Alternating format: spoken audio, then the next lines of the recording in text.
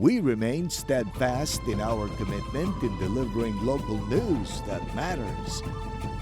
Stories that inspire. Enriching the lives of Filipinos in the Philippines and across the globe. This is your GMA Regional TV. Buong puso para sa Pilipino.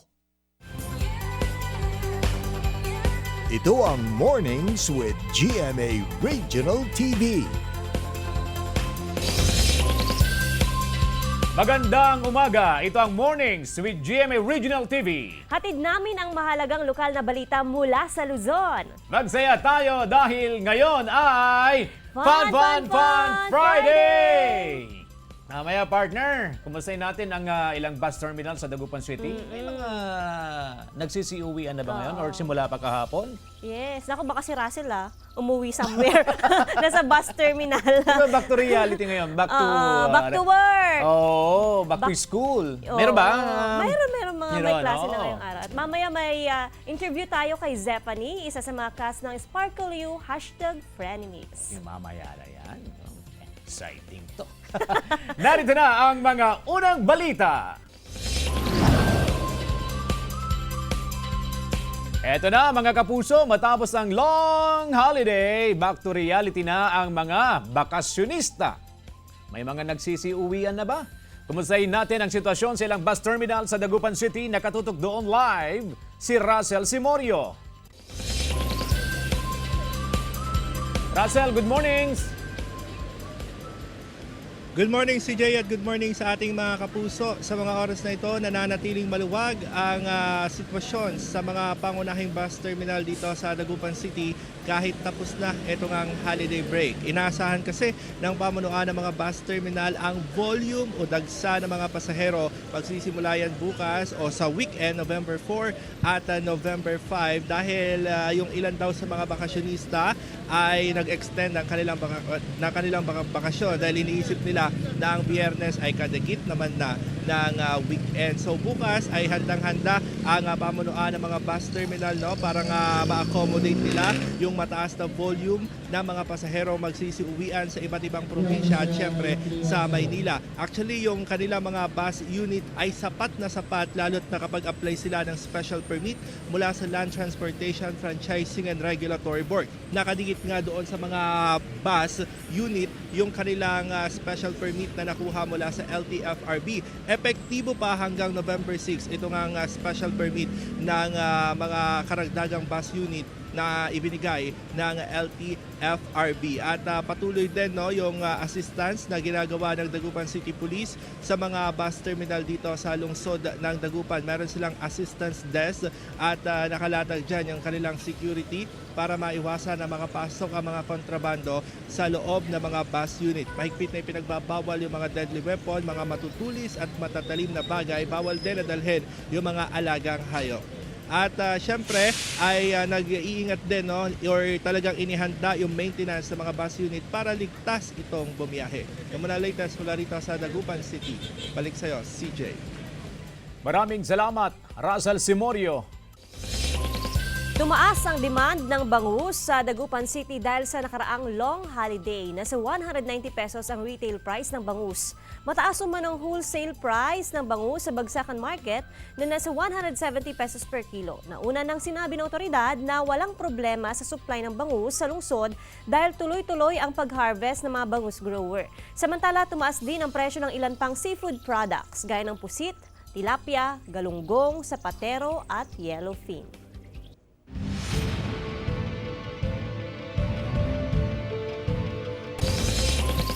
Honoraria para sa mga gurong nagsilbing electoral board, inihahanda na ng COMELEC. Narito ang report. Matapos ang kanilang panunungkulan bago at noong mismong araw ng eleksyon, inihahanda na ng COMELEC ang honoraria ng mga gurong nagsilbing miyembro ng Electoral Board. Nasa 1,152 ang gurong naging miyembro ng Electoral Board sa Dagupan City. Sa susunod na linggo, simula November 6 hanggang 11 ang pamamahagi ng honoraria sa mga guro. Ang nasa GI po natin, binibigyan lamang tayo ng 15 days after the election para mai-release yung kanilang honorarium. Per schedule ang ipatutupad ng COMELEC at hindi na rin kailangang makipagsiksikan ng mga guro. So hindi po kailangan pumila ng mga teachers sa tanggapan ng COMELEC, bagkus si COMELEC po ang pupunta sa mga eskwelahan para doon po i-release yung kanilang honorarium. Samantala, matapos ang eleksyon, nagpaalala ang DILG sa mga nanalo at uupong mga opisyal ng barangay. Sana raw isa puso ang paglilingkod sa nasasakupan. Ang barangay ang basic political unit na kung saan ang pagpaplano, ang pag-iimplementar ng mga proyekto, ng mga programa at aktibidades ng gobyerno ay nagsisimula. Kaya napakahalaga ng role ng ating mga punong barangays at ng ating mga barangay kagawad. Sasailalim din sa orientation ang mga nanalong Sangguniang Kabataan officials para mas lalo pang mapag-aralan ang kanilang tungkulin sa komunidad. John Punsoy para sa Mornings with GMA Regional TV.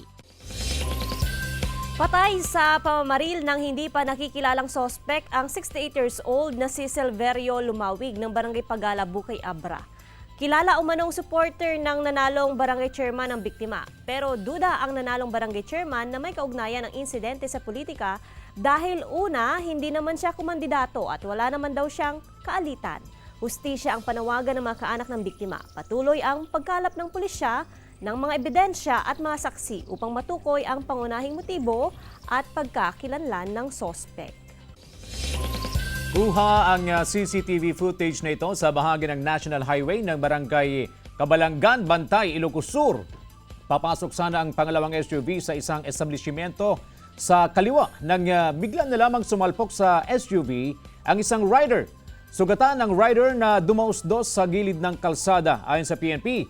Naka-signal light naman ang SUV at mabilis daw ang patakbo ng rider na sana'y nagminor nang makita ang SUV. Nagkaroon na ng inisyal na pag-uusap ang dalawang partido.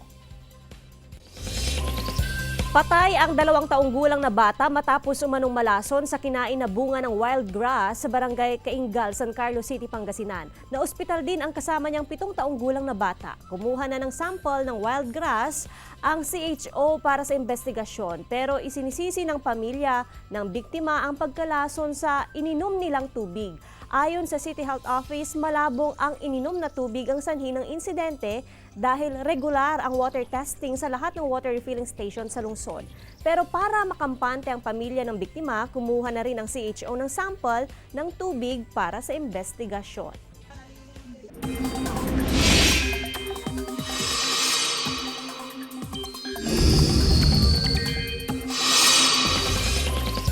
Shearline magdadala ng pag-ulan sa ilang bahagi ng bansa.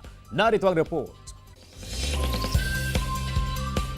Mga kapuso, magpapatuloy ang Shearline sa pagdadala ng masamang panahon sa ilang bahagi ng Luzon. Apektado nito ngayon ang northern at eastern portion ng Northern Luzon ayon sa Pag-asa. Makakaasa naman ng mga local thunderstorm ang nalalabing bahagi ng bansa. Ngayong umaga pa lang, asahan na ang pag-ulan sa Babuyan Group of Islands base sa rainfall forecast ng Metro Weather. Magpapatuloy yan at uulanin na rin ang ilang pangpanig ng Northern at Central Luzon pagsapit ng hapon. Chris Zuniga para sa Mornings with GMA Regional TV. Nasa 3,000 turista dumaong sa Ilocos Norte sakay ng Norwegian cruise ship. Ang detalye sa ulat ni Gab de Luna. Mainit na pagsalubong ang handog ng mga Ilocano sa dumaong na Norwegian cruise ship, sakay ang nasa 3,000 turista at mga crew nito sa Curimaw Seaport sa Ilocos Norte. Ito ang kauna-unahang beses na bumiyahe papuntang Pilipinas ang cruise ship. Naglibot sa mga sikat na tourist destination ng probinsya ang mga turista. Karamihan sa kanila ay mga Pinoy OFW na ngayon lang ulit nakapagbakasyon sa bansa. I just love the food. I mean, the real food in the Philippines compared to back home.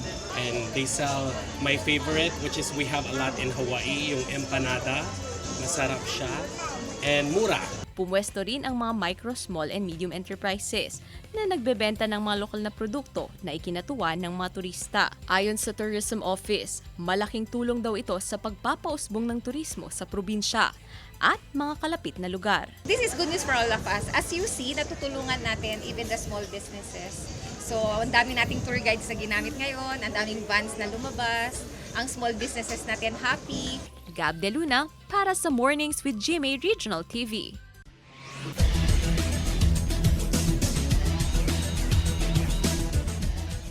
Matapos ang holiday break, tuloy ang bakbakan sa NCAA Season 99. Sa current team standings namamayagpag ang Mapua Cardinals na may 9 wins at 2 losses. Nakabuntot naman ang LPU Pirates sa 8-3 win-loss card. Pumapangatlo ang JRU Heavy Bombers sa kartadang 8-4. Habang parehong nasa pang-apat na pwesto ang San Beda Red Lions at Benil Blazers na may 7-4 win-loss card. Ngayong araw, magtatapat ang Rank 6 EAC Generals at Rank 10 na Letran Knights. Magtutos din ang top 2 teams na Mapua Cardinals at LPU Pirates. Kaya tutukan ang mga exciting na laban ng NCAA 2 p.m. live sa GTV. Ilang parokyano ng Santa Teresita Parish sa Angeles City nagbihis santo. Silipin sa report. Imbis na mga nakakatakot na costume, nagbihis santo ang ilang parokyano ng Santa Teresita Parish sa Angeles City. May nagbihis bilang Mother Teresa of Calcutta, San Pedro Calungsod, San Diego, St. Francis of Assisi, St. Scholastica at marami pang iba. Ayon sa kura paroko ng simbahan, ginagawa nila ito bilang kanilang bersyon ng Halloween na kung tawagin ay Communio Sanctorum o Communion of Saints na layong turuan ng mga kabataan at mas makilala pa ang kwento ng mga santo sa Biblia. Ilang bata rin ang nagbihis santo sa San Nicolas, Ilocos Norte. Pumarada sila sa kalsada na may saliw ng tugtog na paindak ang mga traffic enforcer. Matapos ang parada, dumiretso ang mga bata sa simbahan. Nanguna rin sa Parade of Saints ang mga chikiting sa St. Matthias Parish sa Tumawi ni Isabela. Dahil sa pag-ulan, ginawa sa loob ng simbahan ang maikling parada imbis na sa labas ng poblasyon patungo sa simbahan. Ayon sa simbahan, dapat ipamulat ang katikismo sa mga bata sa murang edad at sa buhay ng mga santo tungo sa kabanalan. Jeric Pasiliao para sa Mornings with GMA Regional TV. Pet Cemetery sa Daragalbay, instant tourist attraction. Tunghayan sa report. Tuwing undas, normal na ang pagdagsa ng mga tao sa mga pribado at pampublikong sementeryo para bisitahin ang puntod ng kanilang mga yumaong mahal sa buhay. Pero sa Barangay Gabawan, Daragaalbay, matatagpuan ang isang sementeryo kung saan sa halip na mga tao ang nakalibing, mga puntod ng namatay na alagang hayop ang makikita rito.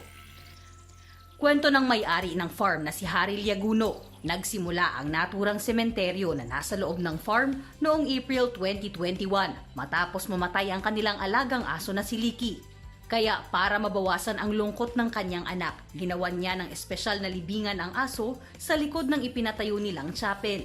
Hanggang sa marami ng mga pet lover ang nagpapalibing ng kanilang mga namatay na alaga sa naturang lugar. Pagdating dito, nagkakaroon dito ng small tent kung saan nagkakaroon muna ng viewing. After the viewing, saka na linilibing siya. Sa ngayon, umabot na sa 65 na hayop ang nakalibing sa lugar. Napapanatili rin ang kalinisan dito dahil halos araw-araw ay may mga pet lover na bumibisita rito. At tulad ng tao, mayroon ding life plan package na ino-offer sa pamilya ng mga alagang hayop na nais ipalibing dito. Magmula nung naglagay kami nito, dito ma-feel yung respect. Respect sa pets. Kung paano natin inalagaan yung kapamilya natin, ganun din dito sa mga pets. Dahil nasa loob ng farm ang naturang pet cemetery, dinarayo rin ito ng mga tao dahil sa iba't ibang naggagandahang tanawin sa lugar. Jessica Kalinog para sa Mornings with GMA Regional TV. Kasama si Zephanie, magbabalik ang Mornings with GMA Regional TV. Ito ang Mornings with GMA Regional TV.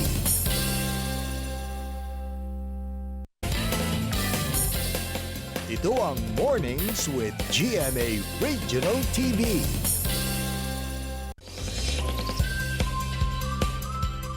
Mga kapuso, usapang Gen Z ang ating tatalakayin ngayong umaga. Tiyak maraming kabataan ang makaka-relate at dapat ang mga magulang dapat ding manood dahil kwento ng kasalukuyang henerasyon ang hatid ng pinakabagong youth program ng GMA Network, ang Sparkle University. Ngayong umaga, kasama natin ang isa sa mga cast ng Sparkle University, ang tinaguriang This Generation's Pop Princess, Zephanie! Hello po, good morning mga kapuso. Ang cute ni Zephanie, no? Fresh na fresh ngayong umaga. Welcome to Mornings with GMA Regional TV, Zephanie. Thank you po. It's my first time. Oo, sa region na bumisita. Opo, so happy to be here. At excited ang mga Kapuso fans mo. Yes. Zephanie, ano nga bang abangan sa Sparkle University?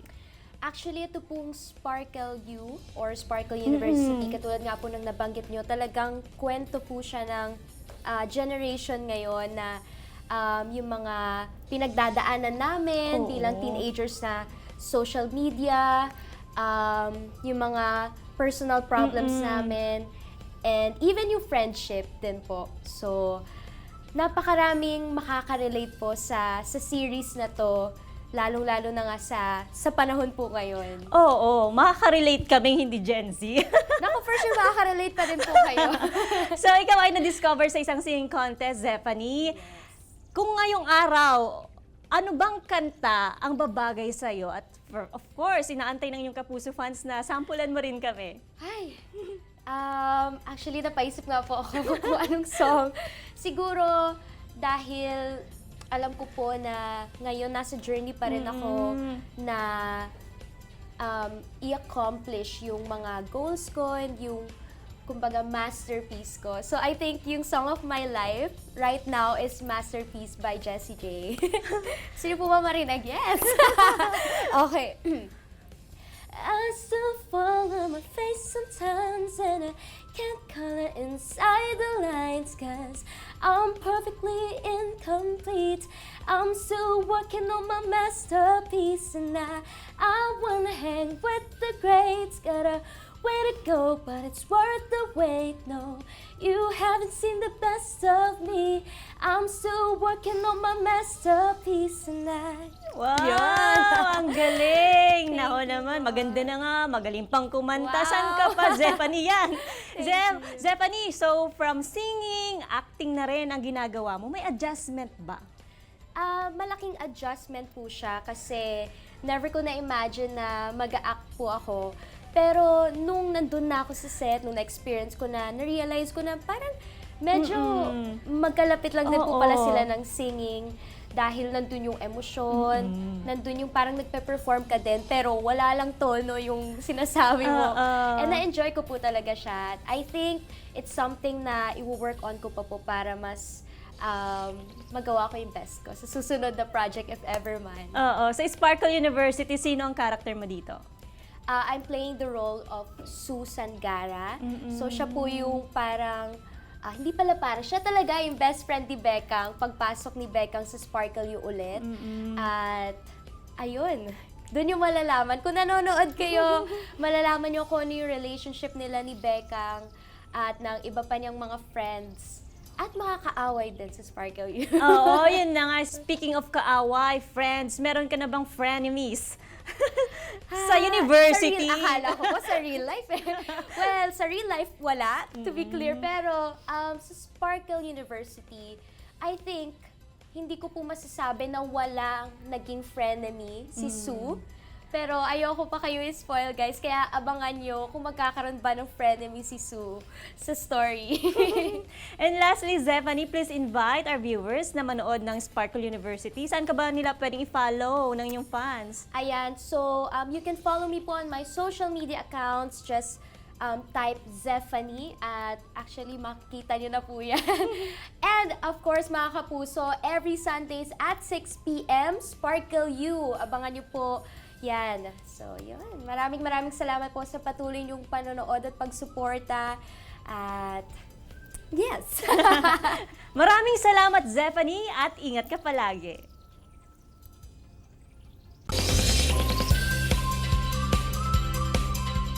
Friends co-stars nagpaabot ng pakikiramay sa pagpanaw ni Matthew Perry.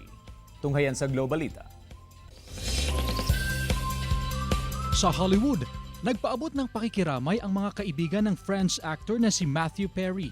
Hinangaan si Perry sa kanyang pagganap sa Friends bilang isang sardronically wisecracking statistical analyst na si Chandler Bing. Kasama sa cast ng hit 90s television sitcom sila Jennifer Aniston, Courtney Cox, Lisa Kudrow, Matt LeBlanc at David Schwimmer. sa mga labis na nalungkot sa pagpanaw ng matalik na kaibigan. Isa ang Friends sa pinakamatagumpay na sitcom sa US na tumagal ng 10 taon. Pumanaw si Perry sa edad na 54 dahil sa sakit. Sa Paris, France, sa pinakamalaking pagtitipon ng mga football players, tumanggap ng prestiyosong Ballon d'Or Award ang football superstar na si Lionel Messi. Ito ang kanyang ika-8 beses na tumanggap ng Golden Ball Award. Pagkilala ito kay Messi bilang best player in the world nang manalo ang Argentina ng first World Cup matapos ang 36 years. Rizuniga para sa Mornings with GMA Regional TV. Mga kupunan sa The Voice Generations, handa na para sa mas matitinding sing-off. Tunghayan sa report. The battle is on sa The Voice Generations matapos makumpleto ang mga kupunan na maghaharap-harap sa biggest talent showdown on TV. Sa Team Bilib, pasok ang Aita Brothers, G-Code, Forces at P3. Ang parokya ni Chito, kasamang sorority, Twiralis, Chris and Cha at The Queens. Handa na rin ang pambato teams ni Jewel Squad, ang Aliana Trio, Music and Me, Mamaland at O-Duo. At sa Team Stellbound, pasok ang Vocal Mix, Luntayo Family, Fortenors at Mark and Willie. Aabangan ang sagupaan ng mga matitinding kupunan sa The Voice Generations, Linggo 7:35 p.m. sa GMA. Sa pagtatapos ng special limited series sa primetime na maging sino ka man, naghahanda na kaya sila sa susunod ng pagtatambal? Nagbigay si David ng maliit na clue tungkol sa next project nila ni Barbie. Ayon sa aktor, may konting pagkakatulad ito sa kanilang hit historical portal fantasy series na Maria Clara at Ibarra. Pero bago yan, sa series finale ng Maging Sino Ka Man, aabangan kung paano mananaig ang pagmamahalan ni Carding at Monique sa kabila ng mga balakid, 8 p.m. pagkatapos ng 24 oras. Gab De Luna para sa Mornings with GMA Regional TV. Halo-halo na walang yelo? Patok sa Bawang La Union. Ating lasapin sa report. Isa ang ice sa mga pangunahing sangkap ng halo-halo. Pero sa isang cafe sa Bawang La Union, imbes na ice cream ang inilalagay sa kanilang bestseller. Hindi na raw kailangan ng maraming sangkap at pampalasa tulad ng asukal at gatas. Dahil sa krema pa lang, tsak, sulit na. Patok na patok ito sa mga customer, lalo na tuwing mainit ang panahon. So, di namin inaasahan na yun nga, nagustuhan ng mga tao. Before pandemic, yun yung peak namin eh. Then, nung pandemic din, yung mga siguro unang mga taon ng pandemic, okay din eh. Malakas siya, nakakatakot niya eh. Kaya ngayon sabi ko na parang beautiful disaster. Ayon pa kay Cesar, inabot ng halos 1,000 beses ang paggawa nila ng secret recipe upang ma-perfect ito. Ipina-free taste pa sa kanilang mga kapitbahay upang matiyak na swak sa masa ang lasa nito. Paano nga ba ginagawa ang kanilang patok na iceless halo-halo? Ihanda ang mga sangkap, kaong, nata de coco, beans, ube halaya at ang kanilang secret recipe na ice cream. Literal na paghahaluin lang ang mga sangkap.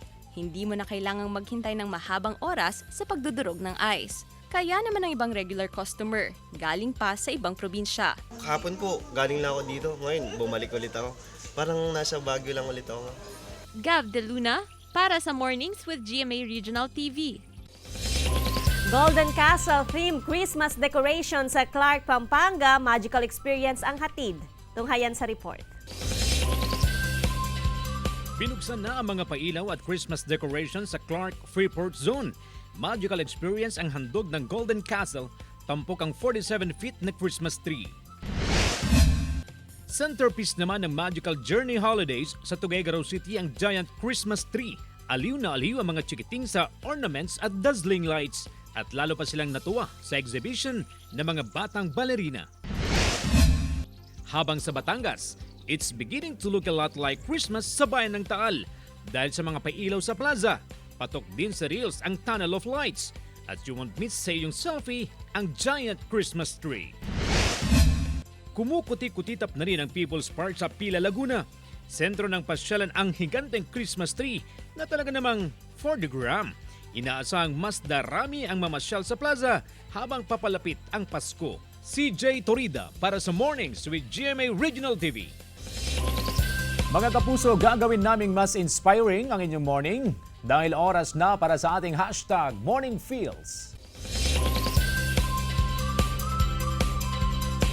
You have to cherish things in a different way when you know the clock is ticking.